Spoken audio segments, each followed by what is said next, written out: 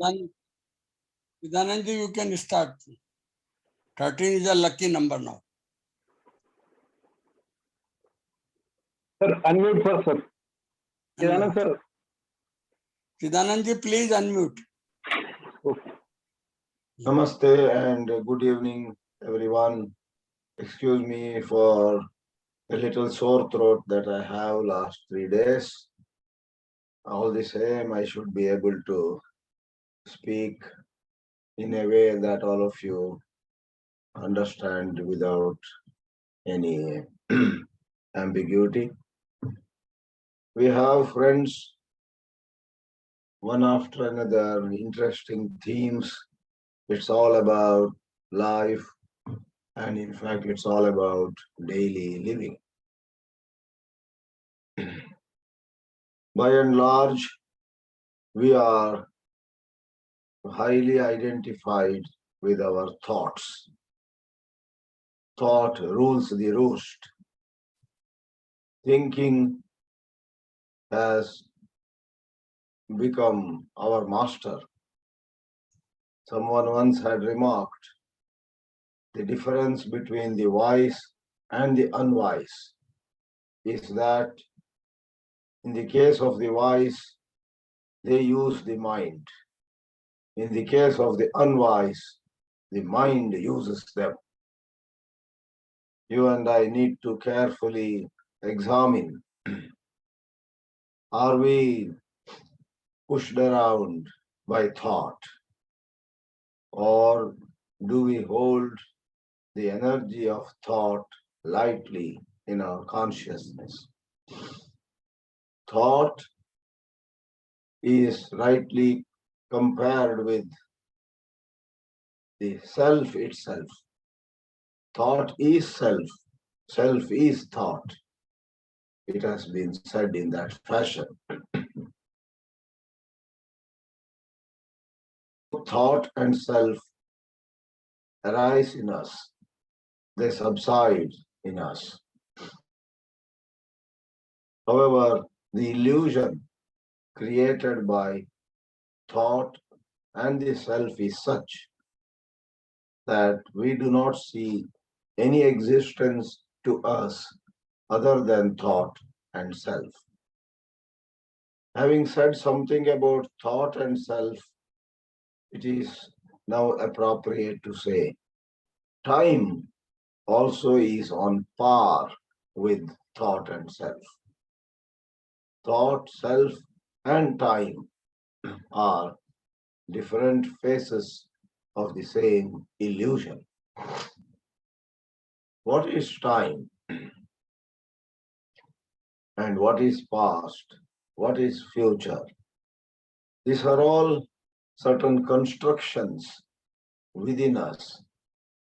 However, the illusion of time makes us believe that we come and go in time and not the other way around. Mystics are able to see that time rises in us and time can subside. Even then, we exist. A certain existence which perhaps Krishnaji called the other is independent of the self, of time, of thought. There is something which is deeper to our existence than thought, time, and self. But ordinarily, we are so identified with thought, time, and self that we cannot visualize our life other than them. In that context, when it is said, can we die to all pain that we have had in life? It seems a Himalayan task, a mighty challenge. In fact, it is interesting that on one hand, everybody wants to be free of pain, but on the other, everybody is in love with pain. Everybody wishes to go back again and again to those painful moments one has had, and one may justify it saying, I'm trying to learn lessons from those painful moments.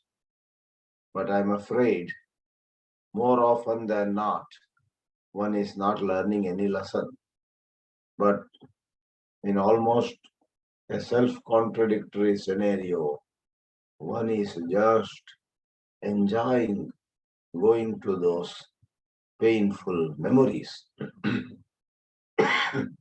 In the medium of those painful memories, the self gets recreated. We remember how somebody had insulted us, what words he spoke, what gestures he made, etc. And then, even as that whole scenario unfolds in our consciousness, we relive that suffering. What does it mean to relive a suffering of the past? We rebuild the self which had that agonizing experience. I got insulted. We not only remember the insulting scenarios, we reconstruct the I that went through insult. The I that shrank, the I that screamed, that reacted in different ways.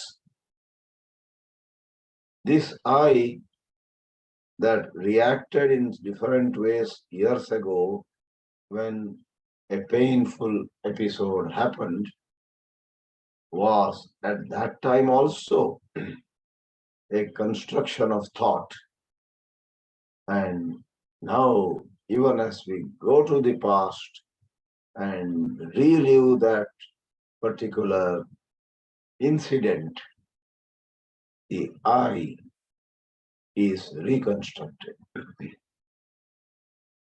The wise ones have said that physical injury is real, but psychological suffering is our contribution to that physical discomfort. On most occasions, physical discomfort, financial loss, somebody leaving us and going away, etc., they happen for a short while, for a short distance of chronological time. Somebody crashes to our cabin and lodges a protest, makes some comments, uses some unparliamentary language. All that happens in 5 minutes. Maybe he entered my cabin at 3 p.m. and after yelling and screaming for 5 full minutes, banging the door behind him, he walks out. I sit in my chair, shocked and dazed. How could he speak like this about me to me? The actual delivery of words on the part of that man or woman took only 5 minutes. But then I am unable to work. I am unable to attend to any other piece of thing to do. For another hour, I sit in my comfortable chair very uncomfortably. The chair is comfortable by itself, but there's a storm in my mind. There is such agitation in me, and I am so uncomfortable in that air-conditioned room with an executive chair provided to me, and so on. Friends, in this example, for 5 minutes of an unpleasant incident that actually happened, I narrated for a whole hour. I might be sitting on the chair, much agitated. And then days pass, weeks pass, months pass, years pass. Now, after 7 years have passed, here and there, I get bouts of painful experience. I go back to that event of 2016 and, as I said before, reconstruct, relive that whole suffering. Therefore, the question is raised by mystics. Can we die to pain and to pleasure too? For you cannot be selective in this matter. The self is the one common platform where both pain and pleasure take hold of us. We cannot say, I just want to not revisit painful incidents of my life in the past. No, I just want to avoid revisiting those painful incidents, but I want to visit all pleasurable incidents where we were treated to physical enjoyments, where we were praised, where we were honored, recognized, where we received much attention, and so on and so forth. We cannot say, I just want to relive the happy moments and not revisit the sad moments at all. You cannot change your gear like that. It's a package deal. Either you fall for the thoughts, for the memories, for time, for the self, or lock, stock, and barrel, you rise above this mischief of thought. Therefore, our theme this evening is dying to pain and to pleasure also. How on the earth can we do it? You and I are generally concerned with a technique, how to do it. But a technique itself has the limitations of time, psychological time. Even as we use a technique, we start visualizing. Okay, now I will do this. After that, I will do that. And then I know the third step. And then I know the fourth step. And after all those 6 steps, such and such thing will happen to me. I begin to visualize myself as relieved of pain, unburdened of the past. Friends, the moment we draw comfort from visualizing how we will be, we are already reconstructing a self. We are reconstructing another self. Because the self, as we said before, is synonymous or on par with thought. So through thought, we build one more self. And what is built artificially is the womb of sorrow. It's not real. It's not genuine. It's a wonderful self-deception. I imagine I'm so good. I imagine I am so virtuous. I imagine I am so holy. All this imagination will not take me anywhere. Therefore, rather than finding a technique, a method, step 1, step 2, step 3, etc., it is necessary that we inquire,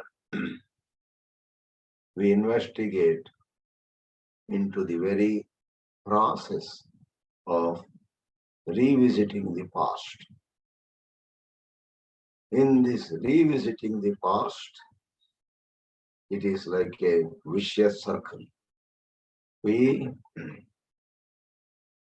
We hold a memory, we fancy that memory, we get attached to that memory, we play with that memory, we stretch the memory from left to right or from top to bottom.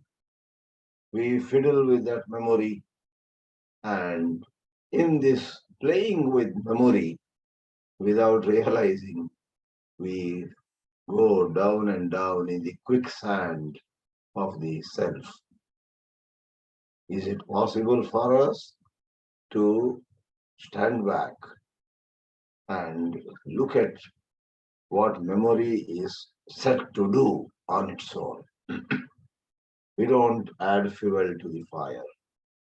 We don't want to either increase the momentum of the replay of memory, nor do we want to suppress, control the play of memory. Like you play a DVD, or CDs and DVDs are becoming outdated. Today we play a video file on WhatsApp or one of those applications.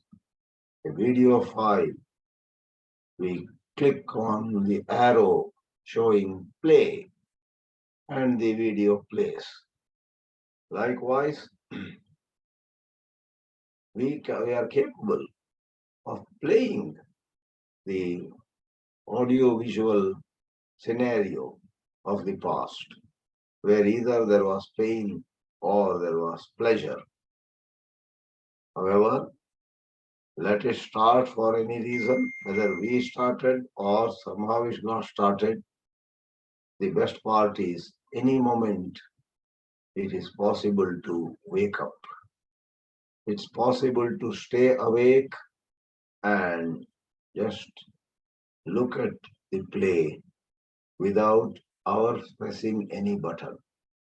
Don't press stop button, don't press play button, don't press pause button, don't go fast forward, don't go fast reverse. Stand back. Now you may say, oh, if I stand back like that, this play of the past will drown me, will kill me. No, that's wrong imagination. You don't get killed. If you stand back, you are the witness. This play of memory actually slows down. If you switch off the button for a fan, the fan which was rotating fast till 2 minutes ago slows down. And when the fan slows down, you will see the blades of the fan very clearly. When the fan was rotating fast, you could not see the blades at all. It looked like a translucent circular disc. Translucent because it's neither opaque nor transparent. To an extent, you could see through the fan, but not fully. Likewise, when you switch off your identification, you are clinging, you are trying to fiddle with thought, you are trying to do something with memory, with some particular agenda. Whenever you try to control a thought, it is driven by an agenda. Whenever you want to indulge in a thought, adding fuel to the fire, as the idiom goes, you remember some painful or pleasurable memory. And I would once more say, we human beings not only like to go further with a pleasurable memory, we wish to go further and further into a painful memory. I had said a while ago, we seem to fall in love with pain. Therefore, if we get somebody who is ready to hear, we will repeat the whole story. Sit down, listen to me. You know what injustice I had to go through. My own brother, my own uncle, my own this, my own that did that to me. Can you believe? Etc. etc. The other person who appeared to be interested in listening is sick of us, wants to get up and go. We won't let him go so easily. We hold his hand and say, sit down. There is a last part to the story. And that is not the last part. There's one more part and one more part. You know how all of us behave. And some, of course, are neck deep into this problem. They live in the past. They recount, re-narrate the story of how they suffered repeatedly with great patience as though. But it's not a virtue here to repeat like that. On the contrary, it is a weakness. It is inability to wake up from the morass of memories. So what is this waking up, which is a figurative expression? Here, in actuality, to remain silent, to remain observant is all that is required. Dying to pain and dying to pleasure, therefore, are two sides of the same coin. It is essentially dying to the past. And what is more, dying to the past and not being carried away by future. Thoughts about future are also one and the same. They too are like two sides of the same coin, which means they go together. If you have a weakness for dwelling on the past, invariably you will have the same weakness for imagining frightening or pleasurable future. At times, you may think of future in some rosy ways, building castles in the air, imagining how happy days are coming, good days are coming to you, you feel happy. And the same weakness in you, same immaturity, causes visualizing a dark, dreary, frightening future. And maybe it is December, maybe it is North India, quite cold. And in that cold, you visualize a frightening scenario of future and you start sweating. Mind and body are connected. It's not just sweating or trembling with fear. Today, modern medicine says to us that very many diseases are caused by the psychological disturbances. Thus, if we do not learn to die to pleasure and pain, if we do not learn to die to the past, to die to the future, if we do not learn to rise above time itself, we are actually inviting psychological problems and physical ailments also. Therefore, let me say, by way of concluding some submissions, in life, what is most precious is to be able to look at thoughts non-judgmentally, to be able to look at memories without being carried away by them, to be able to see possibilities of future again without being hijacked by them. Some thoughts of the past and future do come to any one of us, but are we standing firmly on the ground, or are we allowing those thoughts to sweep us away? Is the great question. Therefore, to end our association with pain of the past, to end our association with pleasure of the past. What is involved is to end our association with thought itself, with self itself, with time itself. We have been so obsessed, we have been habitually attached to the phenomenal world, the ongoings around us. Somebody getting rich may cause jealousy in us. Somebody going down and down, becoming poor and weak, may generate in us a secret pleasure. Aha, see that foolish fellow. I told him he did not follow my advice. Now he is suffering. I am the wise and intelligent fellow here. I am floating. I am safe. I am doing so well, etc. All these are machinations of this conditioned mind, where without our realizing, even as we are envious of somebody or we pity somebody else, the self in us gathers strength.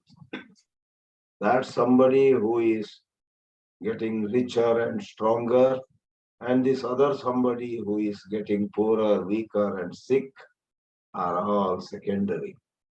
As thought plays with those images, what is primary is what it does to the self, the sense of I, who apparently is ahead or who apparently is lagging behind.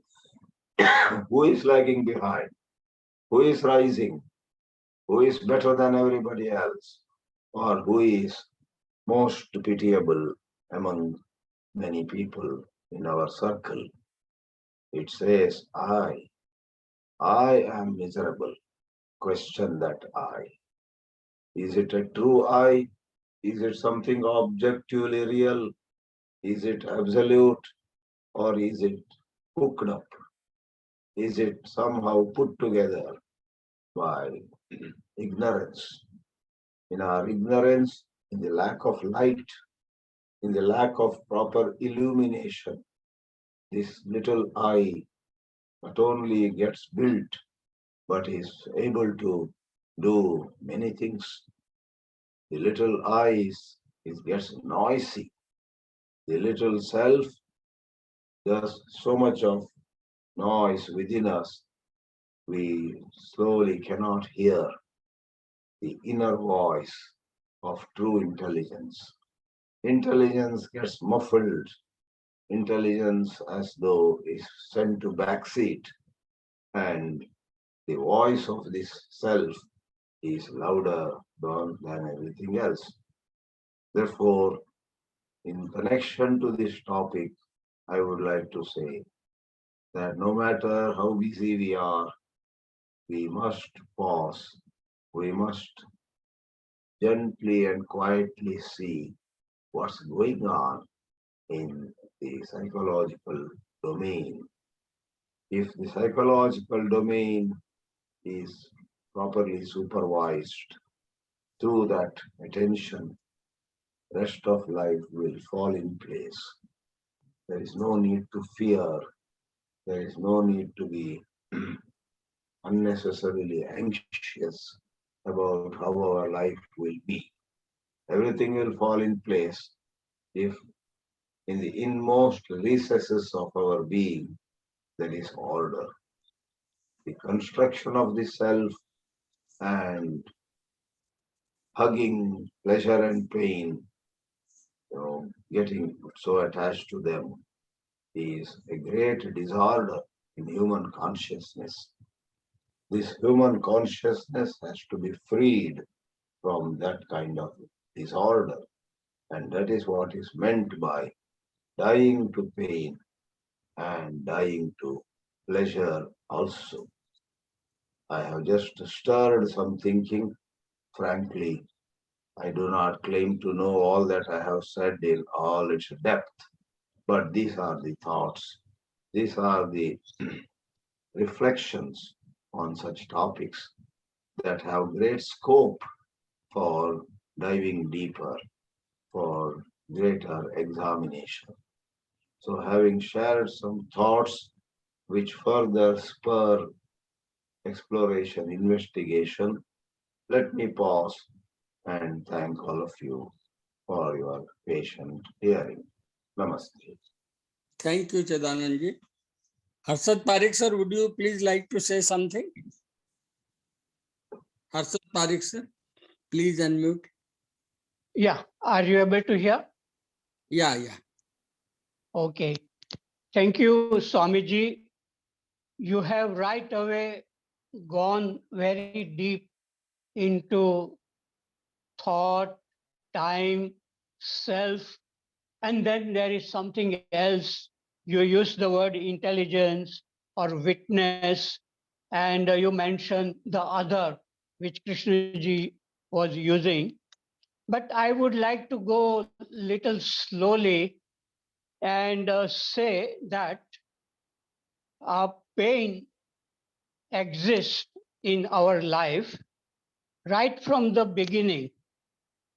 When we were born, we cried after birth. And before our birth, when we were in the womb, the mother had a lot of pain. So that physical pain exists in our life from the very beginning, from the birth when we cry. And then we go to school and we don't like to go to school, but we have to. And there are so many psychological pain also starts. So Kabir had said, जब हम पैदा हुए जग हंसे हम रोए ऐसी करनी कर चले हम हंसे जग रोए.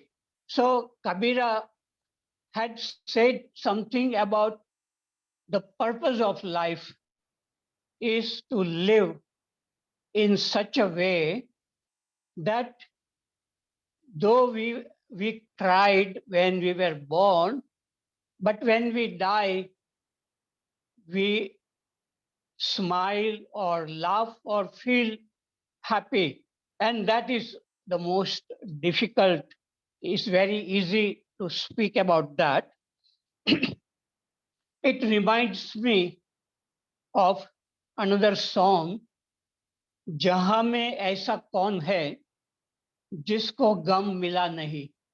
Now, there is nobody on this earth who has not suffered physical pain and psychological pain. And of course, pleasure also exists. But when there is a pain, there is no pleasure. And when there is a pleasure, there is no pain. Normally, pleasure comes and then we get attached to the pleasure and then it creates pain later on. Physical pain I had very often when there is a problem with the tooth, surgery, and sometimes doctor gives painkiller to remove the pain. But one time a doctor gave me some pills, pain killing after surgery, and then this medicine was not working. And for one day, I suffered tremendous pain. And then the next day, for 24 hours, I suffered the pain.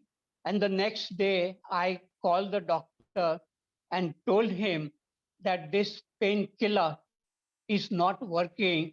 So he suggested another medicine. And I took that medicine and it worked. And then I was free from this physical pain. Similarly, when I was in Sayadri school, I was bitten by a scorpion at night and there was tremendous pain. I went to the hospital. They gave an injection. And then I went to my room and my foot was vibrating. It was swollen and I had no painkiller. And I did not want to bother the doctor at night. So the whole night I suffered tremendous pain as if there was a war going on in the body between the poison coming from the scorpion and the forces within the body, they fight. So there was a fight was going on, and this was a physical pain. Similarly, psychological pain also I have suffered tremendously due to attachment with somebody. And when that attachment was broken, I cried for many days, just like Krishnamurti cried when his brother Nitya died. And Krishnaji had also gone through tremendous psychological pain. So I have also gone through such pain and I have looked very carefully. And also I felt that I have come out from psychological pain by watching it. Yesterday, I was watching a story of one Hollywood actor and actress, and they fell in love very quickly, and then they got married.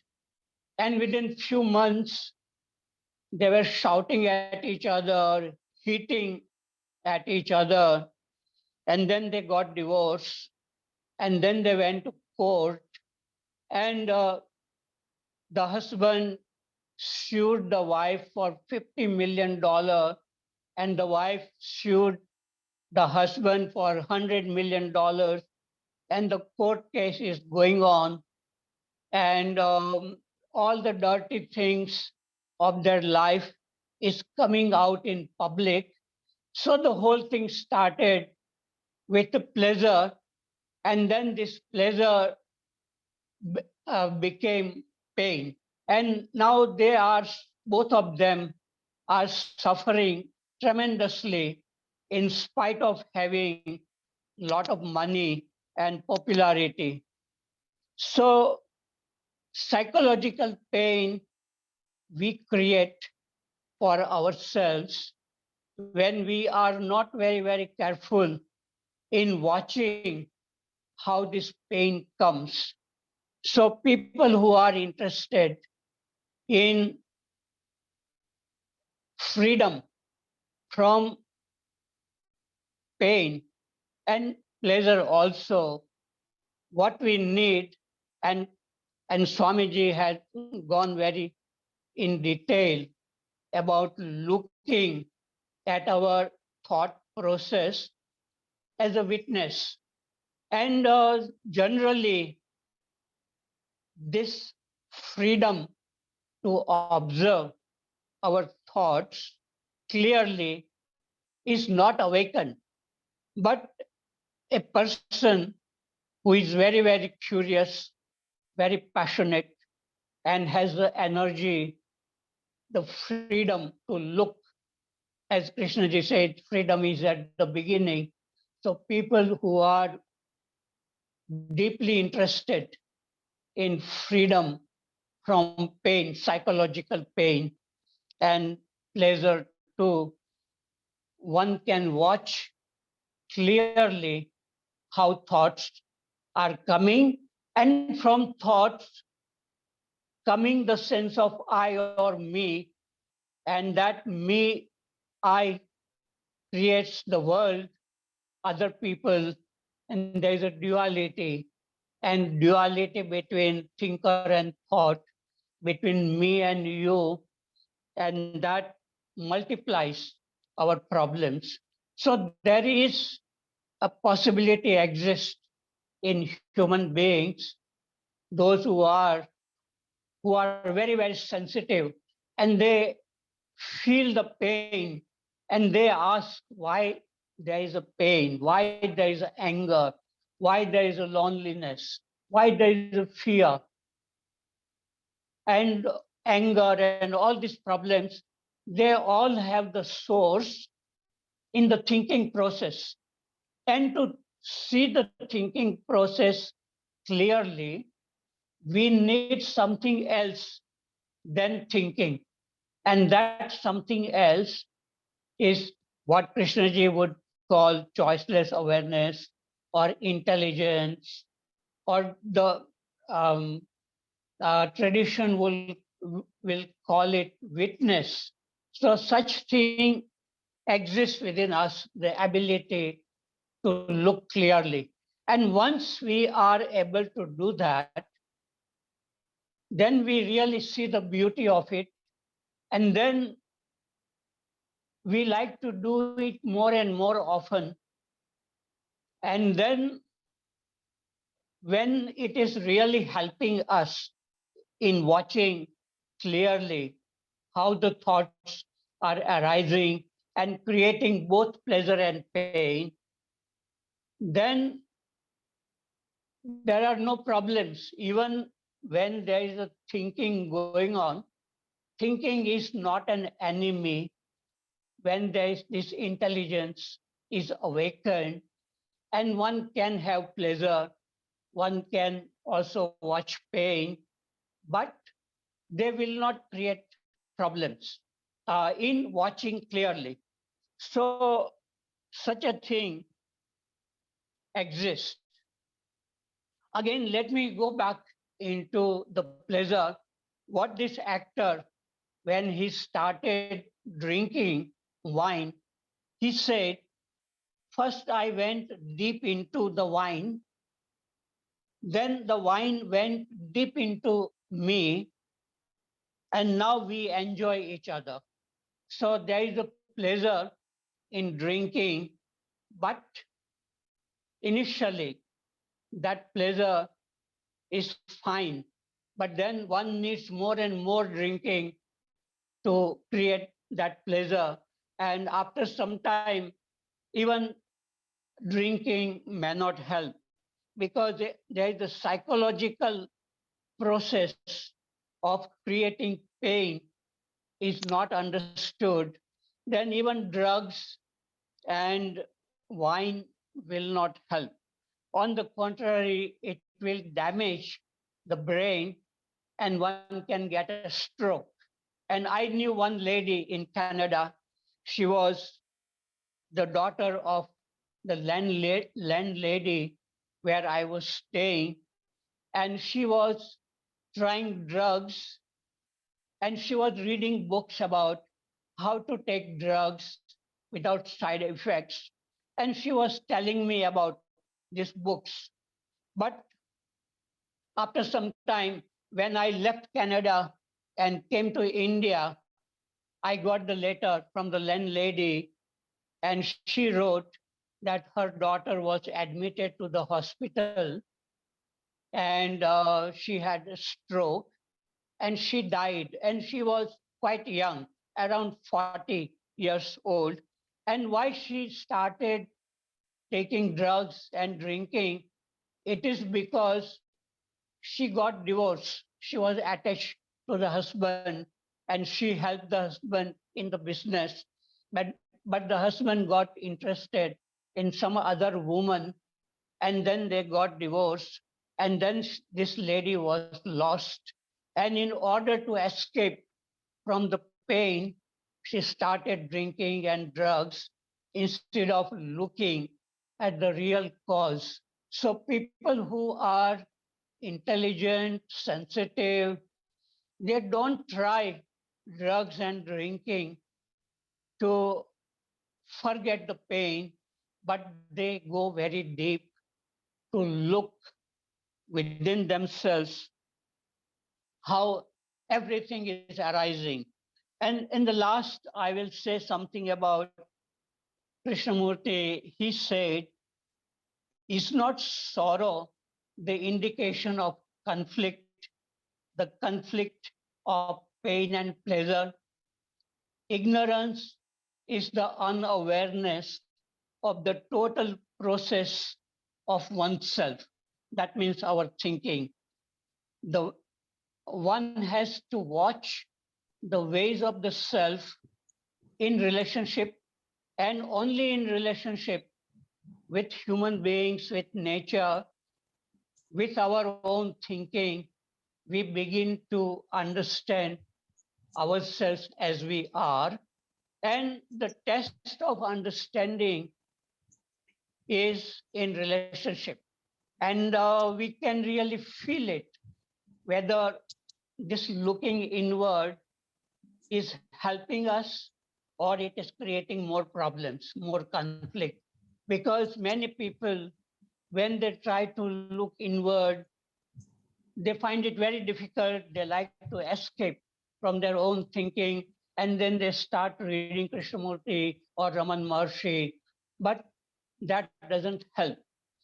One has to face oneself and look, even if there is something very unpleasant, like the snakes within ourselves, anger, fear, jealousy.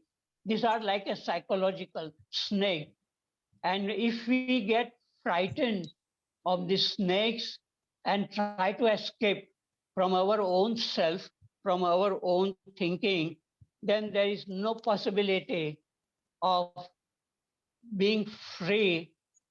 Otherwise, there is escape, temporary escape will be there, and those escape will make life more complicated, and we get addicted to drugs and drinking.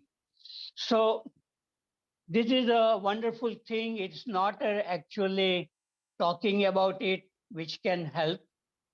One has to look, and looking is non-verbal. So all these concepts, what Swamiji said, what I said, what Krishnaji says, what Raman Maharshi says, those are words. But what is hidden under the words, that we have to find ourselves. And as Swamiji said, when the fan slows down, we can see the blades. Similarly, when our mind slows down, we can really see clearly how we are creating problems for ourselves. And most of the problems are created by us because we are not able to see clearly. So seeing clearly, choiceless awareness is very, very important.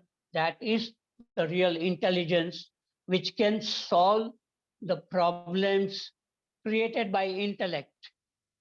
And without intelligence, intellect can create many, many problems. So the real purpose of the teachings of Krishnamurti or traditional philosophy is to awaken this intelligence within us. Then we can see everything very clearly, not only our thoughts and feelings, but even the outside things like a tree or the mountain or the birds. Everything look very beautiful, very, very fresh, very new. A real new life comes into our existence with the awakening of intelligence. Okay, I've finished. Thank you. Thank you very much, Harshad sir. If there is any question, please ask by raising hand.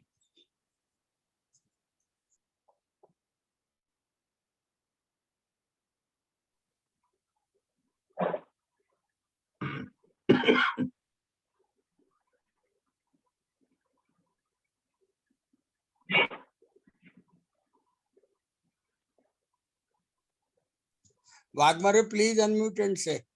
Answer can be given by Chidanandji. Swamiji. He is for 5 minutes more only. 5 minutes more. I want to make some comments rather than asking question first. Basically, this is a very complicated issue. This is not a simple issue. Are you able to listen to me, sir, clearly? Yes, yes. Very well, very well. This is complicated issue. This is not a simple issue. First of all, I would say that this word, dying to the pain, should be pain has to die, not we should die to the pain. And the right word is healing. Healing word should be used instead of dying to the pain. Healing of the pain. Leaving. So, At 7, Chidanandji will be leaving. So if yeah, any question yeah. to Chidanand, No, any no, question, no. He may leave, sir. He may Pradeep, leave. if Pradeep Verma ji asks question, please let him ask. Please, Okay. please. Verma ji, you wanted to ask a question to Chidanandji? Verma ji, please unmute and say. Not specifically to Chidanandji, but both of them, they have spoken. Yeah. Today's topics, dying to pain and pleasure too, suggests that this can be done voluntarily to attain calm poise. You see, what has been discussed today is I-based hurts, memory-based pain, right? Because pain and pleasure are peaks that are transient in nature, passing through mind-body complex. The first pain is always in the present, must be in the present only. And if it is not addressed properly, it recurs. For me, pain is an important signal that warns us of something disorderly in our body and mind. So this may be taken as important for human well-being. Otherwise, we find so many psycho freaks, zombies who are almost immune to ordinary levels of pain. Then similarly, our pleasures give a fillip to an otherwise routine life. It's a natural gift to one and all, irrespective of their financial status. The very fact that we are emphasizing on these ideals shows not only how difficult it must be, but also that these contain some of the survival advantages. A number of mystics and supposedly realized souls like Raman Maharshi, Nisargadatta Maharaj, Ramakrishna, Christ, and even Krishnamurti are known to have this power. So we have to see in centuries, you get 4 or 5 people to quote those who could tolerate beyond normal levels of this thing, pain. What my submission is that pain and pleasure are both important things in life. They must be addressed to, they must be looked into immediately so that we can attain some sort of balance in our life. Otherwise, multi-speciality hospitals and psychiatric wards are full globally, speaks about the real state of what is. This is the present, and these ideals, this sthiti prajna, all those things are there, right? From centuries we have heard these things, but the present is dismally very alarming. So please, thank you very much in giving me enough time. If Chidanandji wants to say, or Harshadji, please.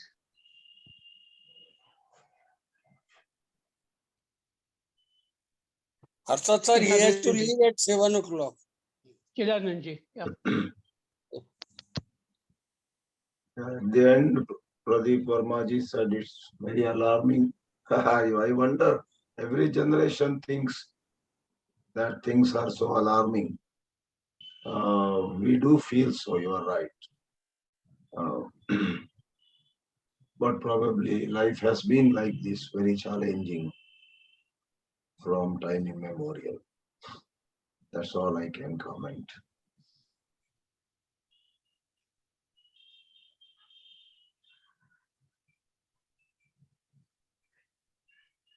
Thank you, Chidanandji. Thanks, Chidanandji. Now you can leave, please. Yeah. Oh, Harshad sir, Interesting. you wanted to say something? Yes. Please. When I read newspapers, local newspapers, every day I read about problems, tremendous problem in the family, and almost murder and suicide, and there is war going on, and human beings have suffered both physically and psychologically for thousands of years. But only people, generally people say that it is their karma or something like that, and they try to justify their previous life karma. But people who are really intelligent, they and those who would like to go into what is actually this sense of I or me, and when we say I have a problem or I feel angry, then when a question arises, what is anger, what is I, when such a question, not a intellectual question, because if it is an intellectual question, it will have no significance. But when the question is very genuine, that you really want to look within yourself how thoughts are arising, then that looking requires energy and curiosity and passion, sensitivity, all these qualities. So people who have such qualities, even if they suffer once in their life, like Buddha, Buddha was brought up with all the pleasures of the senses, but when he saw an old man, a, a, a dying man, disease, and he began to ask question, what is all this? Will this happen to me also? So he began to look inward. So such thing is happening in front of our eyes every day in newspapers, even in the cities. And if you live in Varanasi, every 5 minutes you will see a dead body being taken to the ghat, Manikarnika ghat, to be burned. So we all know that we are not going to live. We are going to die. But then how do we live? Is there a possibility of living with freedom, freedom from the problem creating machinery? So for that, we have to look very carefully at how anger arises or fear arises at the time it arises, not later. If you begin to think later and you say, I should not have been angry, then it is theoretical. It won't work. So one requires a moment by moment alertness to look at how the problems are created in our life. And it requires a curiosity, because generally our mind is curious to know about the whole world, about the universe, about the atoms, about the nuclear energy, which is in the nucleus of the atom. Our mind is capable of understanding the atom and releasing the energy which is in the nucleus. But when the same quality of looking is turned inward, and we begin to see how this I is coming into existence, I or me, and how these problems are arising, then there is a possibility of living in a different way. And that requires not 1 day or 1 hour curiosity, but living day by day, moment by moment, looking. And one can't do it by effort, because if you try to do it by effort, you will get tired, because it is very tiring to look. But when it becomes a natural process, then there is no effort required, and understanding is happening while living. So that is the real beauty, and such thing is possible. And that is what Krishnamurti was talking about, creating a new brain which is very, very sensitive and look at everything what is, not what should be, not going into the past, not going into the future, but looking in the present. Okay, I have said enough. Waghmare, you can now continue and speak as much as you can. Waghmare, you can Thank you speak for now giving me as time. much as you can, because I was specifically requested by Chidanandji, please let people ask 1 or 2 questions to me. I have to leave at 7 o'clock. That's why I said this. So now please listen Waghmare at length. Thank you, Jensa, for giving me time. Are you able to listen to me?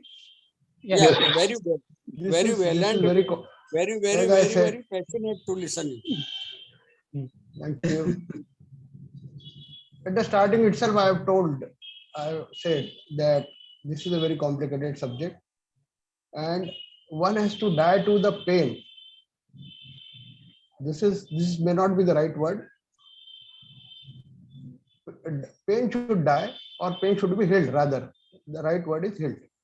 Now, it is very difficult. It is for a person who is having such a trauma in the past, which he wants to heal.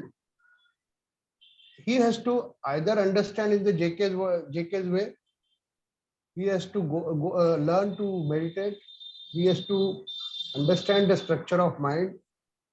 When we say understand the structure of mind, means he has to understand what are emotions, what are feelings, what are the senses data creating problem in it, which is also which also involves the attachment. Another factor is there apart from this is situation. Suppose a lady is there whose husband is died because of corona or say, and he was the only earning person. Then there is an insecurity in that lady, which will also feed to this trauma and uh, make this trauma alive. So this is not a simple question. So when situation is dark or situation is grave, then that lady has to face that also. So that will fuel this trauma, and she will remain in that. So what is the solution? Solution: somebody has to support her practically, and she has to either learn in a JK's way, structure of mind, structure of your emotions, feelings. She has to remain. She has to understand. She has to basically learn what meditation meant by JK. She has to remain with it. Then she has to become free from it, and then only she can go ahead and she can live peacefully. But here we see that this we have to also understand that this trauma itself is a sort of ego. When the trauma arises or the pain arises, at that time she is pain. She is not other thing. She is pain. She itself herself is pain. So she has to remain with that. She has to live to learn how to handle that feeling or emotion, and then she has to be free from it.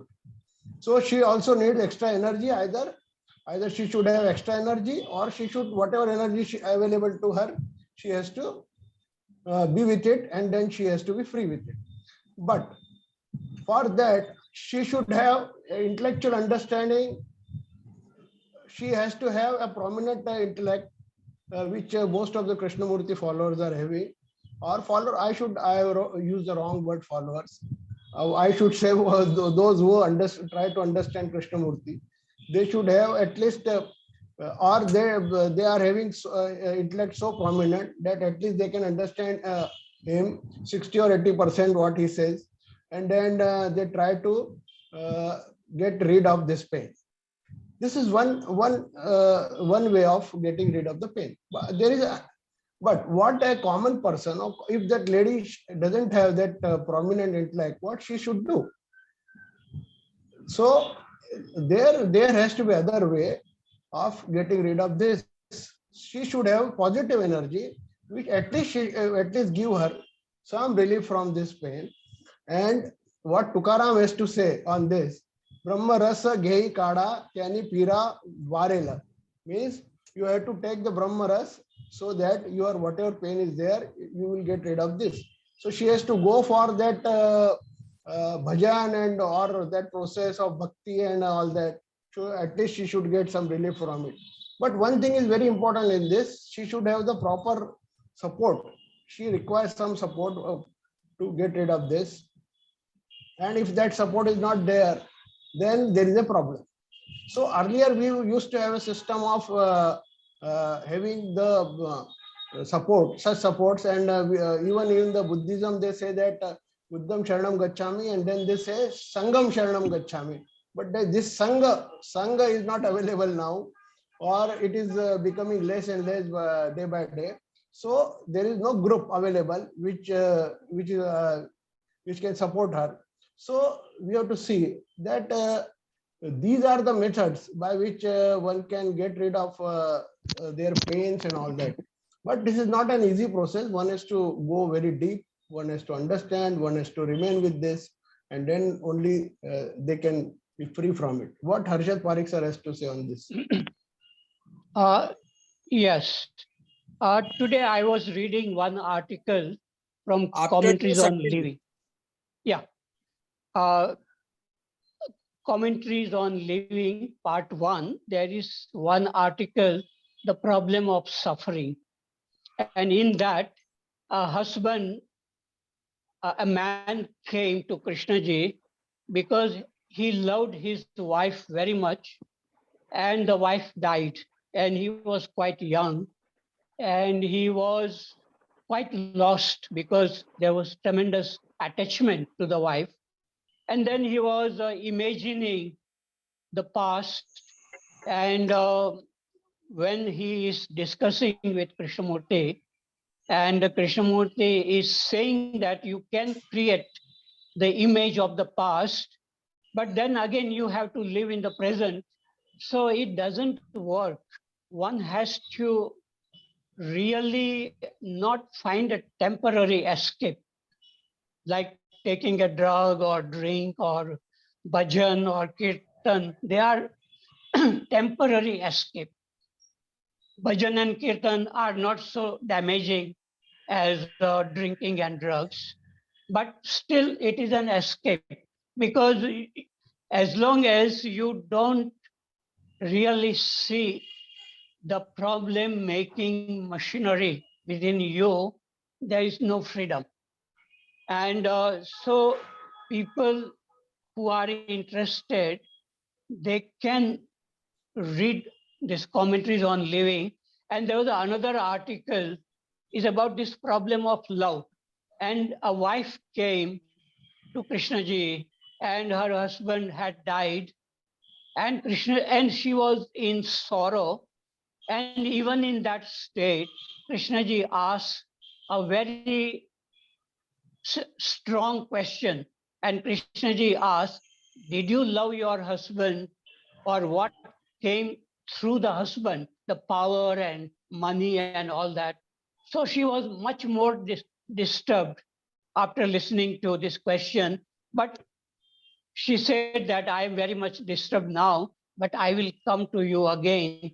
And she came, and there is a possibility of understanding ourselves if we really want to, and we are not afraid of looking at our own self. Otherwise, we can get lost into some other activity, social activity, religious activity, and it's fine. I think people who don't have this challenge, which Krishnaji is posing, and Krishnaji says we are not talking about improvement of the self, but freedom from the self. And so that is the highest aim. And Krishnaji was talking from such a high level. And so it may be difficult for most people to follow Krishnamurti because he is demanding too much from the listener that they must look within themselves and not escape into drugs or dreaming or something like that. Okay, finish. Shakti ji would like to ask. Shakti ji, please unmute yourself. Shakti ji, please, please Yes, sir. go ahead. Yeah. You see, this is true. Anybody can see it in daily life that pleasure and pain they are both the two sides of the same coin. And Krishnamurti has differentiated between joy and pleasure also. And joy is a natural event, and pleasure has always a role of thought. Without thought, you cannot pursue pleasure. And in the same way, there is a pain, which is like Harshad ji was telling that after going to dentist, that medicine didn't work. And that is a pain which is physical, real, biological pain. And then there is other pain, which is either remembered or imagined, and that also has the role of thought in it. And what happens when we watch this pain which is being created or imagined by thought, that something happens to it. But we cannot use it as a trick, because we are not doing the same with the pleasure also. If we are dealing with pleasure, then only we can deal with pain. That is one thing. And also, you see, one can understand it intellectually, one can see it, in theory, go deep into it. But in experimentation, what happens, that it has to be total. I have seen that the partial experimentation doesn't go very far.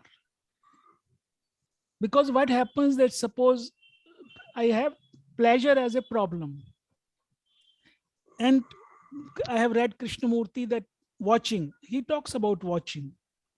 Because in watching, the role of psychological thought is diminished. You don't need to do anything. That happens only in non-watching. The thought which is real, it will come. So what happens, that it cannot be done in this way, that when the problem of pleasure arises, I start watching suddenly, or when the problem of pain, then start watching suddenly. It cannot be used that way. Watching has to be in those moments also when there is no problem of pain and pleasure.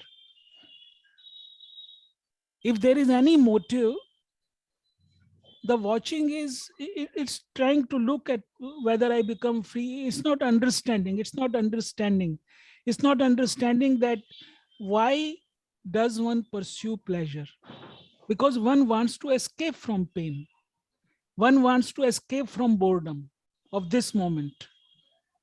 And then what happens if I say to myself that, look, I have to remain with the boredom? I cannot take a decision about it. Because one part of me will say that, what? You have read Krishnamurti and remaining with this boredom is very painful.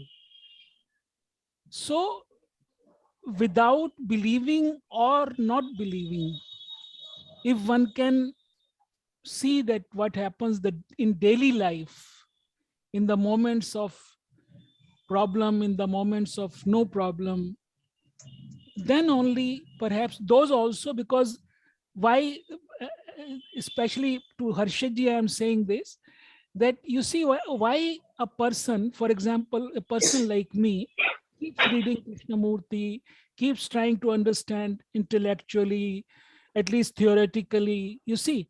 But why does one do that? Because one doesn't go much deeper into that, one doesn't want to go much deeper into that.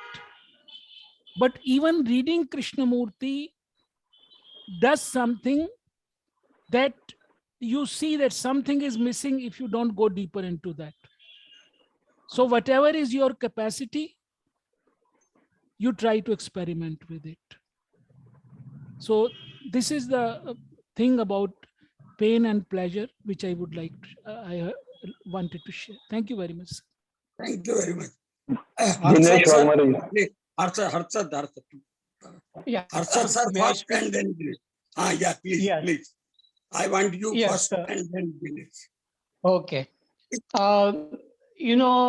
Many mystic people in India, they have spoken in a very simple way, which doesn't require much intellect. Like Kabir saying, "Dukh mein sumiran sab kare, sukh mein koi nahi. Jo sukh mein sumiran kare, to dukh kahe so hoy." So it means if we try to go into philosophy only when we have problem, then that is temporary. But can we, even when we are happy, can we keep on looking? Sumiran means to look, in my view, that can we look at pleasure and pain as they are arising? And another thing which also Kabir said, Pani mein meen piyasi, mune dekhat aave hansi. It means the fish is thirsty in water and I laugh when I see it. So similarly, what Kabir is saying, that there is within us a kind of intelligence which can see everything clearly, but we are not able to see because we don't want to see, we are not sensitive to see, we don't have the energy, we don't have the curiosity to go within ourselves. So Kabir, people like Kabir, they have said in a very simple thing, and it is the whole thing is very simple actually, but we can make it very complicated if we are very articulate and then we keep on discussing Krishnamurti intellectually and really not looking, then it becomes very complicated. And some people told me that they made a mistake in reading Krishnamurti because now there are too many questions, too much complications, and there are no answers. So there are no answers outside. Krishnamurti answers will not help us. We have to find our own answers by looking within. And when that looking is clear, everything, even the questions will die and there will be only looking. And that is the real beauty.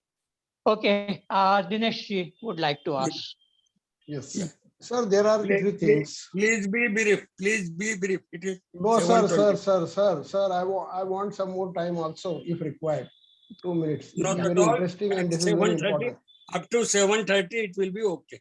You Okay. speak up to 7:30. You Okay. won't be Still able to 6 minutes. speak up to 7:30. Okay, I sir. promise you, Still 6 you minutes are won't be able there. to speak up to 7:30. If you speak it, Okay, sir. Sit. you will be allowed to speak up to 8 o'clock. Sir, be kind enough to me, sir. Be kind to me. Be Me, kind. yeah, I am kind. Give me some I 2 am minutes, kind 2, to. 3 I minutes. am kind to you. I am kind to myself also. Not be so cruel, sir. I have to Not be be so kind to cruel. myself also. Please let me be kind to Be myself so also. cruel. Anyway. Okay. Number one, very important question is whether pain creates thought or thought creates pain. According to my views, thought breeds pain, but pain is basic and then pain creates thought. We also see even pleasure, in case of pleasure also, pleasure comes first and then thought comes. It is also similar to seeing a tree. When you see a tree, similarly, when you get the pleasure, pleasure comes first and then the thought comes. I want Harshad Parekh sir's later on comments on this, number one. Number two, Yeah, he said maybe that, I can answer, otherwise I will forget. One by one, one Okay. by one. Yeah, Dinesh one by Waghmare, one. please, one by one. okay. Yeah, when you have a physical pain, like you are bitten by a scorpion, that will create thinking, of course. But that thinking can create fear also, that what will happen to me. So that is a psychological pain. So both things, physical pain creates thinking and thinking creates psychological pain. So it's related very much. But apart from this thinking, there is a possibility exists in human being of watching this whole process of thinking arising. And that is what we are really interested in. Watching clearly. Yeah. Yes, another question. Kabir Come says, forward. दुख में सुमिरन सब करे. So sumiran literally means smaran. Yeah. And what my understanding is, smaran means image, creating an image again from the past. So either from the past or from the whatever the image is there in the mind. So when image can create a problem also, and image can heal also the problem. If you continue with the image can create a positive energy also. What you have to say? Because that is not looking. Yes. Kabir, smaran means it's an image. He's Yes, replying. you are He's right. replying. Yeah, you are right. The image, when there is intelligence, image can heal the body. But when there is no intelligence, image can create many problems, many complications. So the question really is the intelligence is awakened within oneself to look at image clearly? Because image by itself is not a problem. The problem is lack of awareness or intelligence.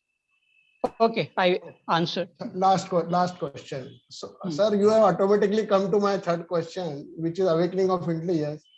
Are we meaning to say that even the common person, we should have that wisdom and that awakening of intelligence to heal their past pain? Because it is very difficult in case of the common persons. Yeah, common person may have the sensitivity, and most of the mistakes, they were not intellectuals like Kabir or Ramakrishna or Mirabai. They had something, that sensitivity to look and create something. And yes, they were imagining, like Ramakrishna was imagining Kali and Mirabai was imagining Krishna. But there was something apart from thinking and imagination in them, which gave them tremendous courage to face society. And people said they were mad, but they were not affected because they had the courage to go according to the way they wanted to go and not according to what the society wanted. So even common people have such intelligence. It is not intellect. Yes, finish. 1 minute left. Dinesh Waghmare is still Thank you, sir. using. Use it. Use it if you can because use of it. your 1 minute. 1 minute it still remains. So common person, you mean to say that common person can also Yeah. heal their pain in this way? Yes. Because looking Today is he is non-verbal. representing common person. Today he is representing common person. Very well, he is representing common person. Yeah. And representing some widow lady, sometime representing somebody else. Yeah. We have to see, Jain sir, we have to see the problem holistically, no? Yeah. We cannot see it in a fragmented way or in a. 7:30. We cannot say that only the 7:30. 7:30 has come. No problem. Devil has come. Devil has come. Devil has come. Thanks. Modak, please. Thanks, finish. Harshad. Thanks, Harshad and all the participants. Thank you. Thank you, sir. Thank you, everybody. Thanks, Modak. Thank you, Shakti sir. Thank you. Thank you, Shakti ji.